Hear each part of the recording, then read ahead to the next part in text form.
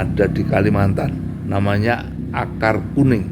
Akar kuning itu satu-satunya akar-akaran yang digunakan oleh para dukun China, yaitu mereka membuat obat dari akar kuning yang sumbernya satu dunia itu cuma satu, yaitu dari Borneo, Kalimantan. Jadi kita punya kekayaan yang diperlukan oleh para Shinsei.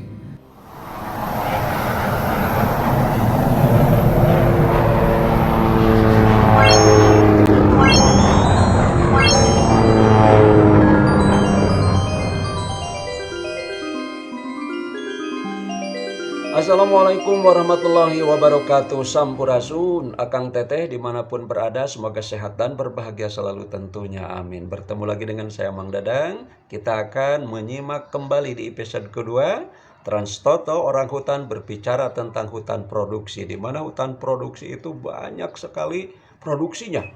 Wah, termasuk wangi-wangian, obat-obatan, akar-akar juga ya. Akar wangi, seperti akar kuning. Di dunia ini tidak ada kecuali di Borneo, di Indonesia. Wow, luar biasa.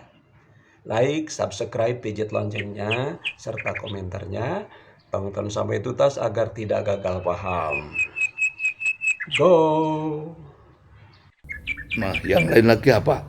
Ini kebutuhan manusia juga sering dan sangat sering dipenuhi dari hutan. Sebagai contoh, di perum tani ada padi, ada jagung, ada segala macam yang tumbuh di bawah tegaan yang disebut tumpang sari. Itu juga berproduksi, memperoleh pangan. Jadi besar enggak hasilnya? Buat gede. Jadi tahun 2007 saya ingat sebagai seorang dirut perum tani, saya menghasilkan produksi beras, jagung, dan sebagainya senilai 3 triliun. Dan perum tani tidak mengambil hasil itu, tetapi mencatat saja bahwa setiap tahun mengeluarkan pangan dari dalam hutan sampai 3 triliun. Itu tidak kecil, besar itu. Tapi itu tidak dicatat sebagai hasil hutan. Hasil hutannya juga cuma kayu dan sebagainya. Padahal itu kalau dicatatkan itu menjadi besar. Apakah dia masuk ke pertanian? Ya mungkin saja, itu terserah pemerintah mengaturnya. Tapi intinya itu salah satu hasil hutan juga.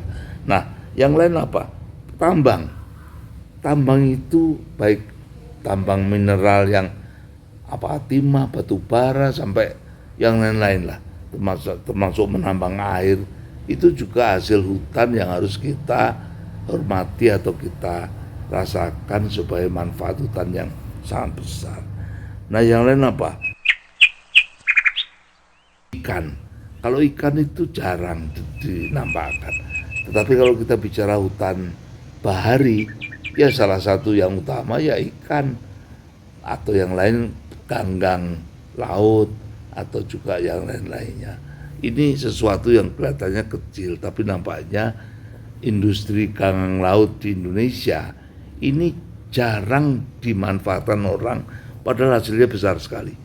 Yang banyak di daerah timur misalnya, tapi di Jakarta juga ada. Kemudian di daerah NTT, Sumba, dan sebagainya masih sangat terbuka. Jadi seperti ganggang atau rumput laut itu layak untuk diindustrikan dan tidak berbahaya asal ditangani dengan tetap memperhatikan kelestarian hutannya. Ada juga di tengah hutan kita berpikir untuk menanam pohon-pohon, bukan hutan tetapi buah-buahan. Itu juga menghasilkan hasil-hasil hutan seperti buah-buahan yang sangat mahal. Contohnya, saya punya teman seorang angkatan darat kalau nggak salah. Dia bisa menghasilkan buah-buahan dari hutan yang dia punyain itu lebih dari 80 sampai 800 juta mungkin ya. per hektar. Saya juga tidak bisa melihatnya, belum pernah melihat langsung. Tapi cerita itu pernah ditayangkan di depan Dewan Pertahanan buat Dewan Permakanan tuh apa ya? Pokoknya Dewan, aduh saya jadi lupa. Yang waktu itu ketuanya Pak Doni Monardo Jenderal, itu ditayangkan dengan hasil yang besar. Minimum 80 juta sampai lebih ya, saya lupa. Nah, tapi jelas itu hasil hutan yang komoditasnya adalah kebun. Tapi ternyata hasilnya bagus juga. Nah itu. Terus kemudian yang lain apa? Yang lain ya seperti misalnya madu. Kalau madu itu umum sekali. Madu itu ada pohon khusus malah di hutan yang kenapa madu suka ke sana? Kenapa madu hutan itu sering berbudidaya di tempat pohon itu? Nanti namanya tanya ke teman-teman di lapangan. Nah yang lain lagi apa? Misalnya jamu-jamuan atau kita sebut empon-empon. Itu juga tidak sedikit nilainya. Bahkan itu juga bernilai triliunan rupiah, di mana bisa kita ekspor kemana-mana. Seperti misalnya di kita itu ada yang namanya ya apa itu empon-empon yang seperti jahe dan sebagainya, rempah-rempah dan lain-lain. Kemudian misalnya ya apa ya, untuk lain-lainnya, untuk riasan ibu-ibu supaya ada merah bibirnya, itu juga hasil hutan dan sebagainya. Jadi nampaknya banyak sekali hasil hutan yang bisa kita kelola, termasuk wangi-wangian atau parfum atau dari apalah, pokoknya wangi-wangian yang memang sangat khas di hutan kita. Hasil hutan yang nilainya sangat bukan mahalnya ya, bernilai karena dia mengandung bahan-bahan obat. Nah itu banyak terjadi. Misalnya di Indonesia itu punya yang namanya kayu tabar kedayan, bisa menetralkan racun ular. Itu oleh orang Dayak di daerah Kalimantan Utara. Jarang yang tahu. Saya kira teman-teman saya orang dari Kalimantan juga tidak semuanya mengerti. Itu ada namanya tabar kedayan, itu digunakan khususnya untuk orang di daerah sana untuk menawarkan racun sumpit. Jadi biasanya ada pertikaian, kemudian di pihak sana yang lain menyumpit dengan dikasih racun. Itu hanya bisa ditawarkan dengan tabar kedayan.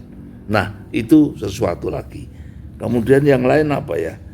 Ya yang obat-obatan yang bagus itu misalnya yang ada di Kalimantan, namanya akar kuning. Akar kuning itu satu-satunya akar-akaran yang digunakan oleh para dukun China, yaitu mereka membuat obat dari akar kuning yang sumbernya cuman satu dunia itu cuman satu, yaitu dari Borneo, Kalimantan. Jadi kita punya kekayaan yang diperlukan oleh para Shinsei di Cina yang adanya cuma ada di Kalimantan. Ini juga menjadi hal yang kita pun tidak tahu. Sama kita cuma dibikin sayur mungkin ya, dan sebagainya. Apa yang lain? Ya tentu banyak sekali, tapi kita tidak semuanya bisa memahami semua. Aromaterapi tadi itu bahkan kalau keluar dari Prancis mungkin lain ya. Saya punya minyak wangi dibuat oleh London, kemudian baunya seperti kayu, disebutnya magic wood. Itu tidak ada di Indonesia karena hanya dijual di London. Nah itu sesuatu yang mungkin harganya mahal, tapi kalau di Indonesia namanya jadi lain ya.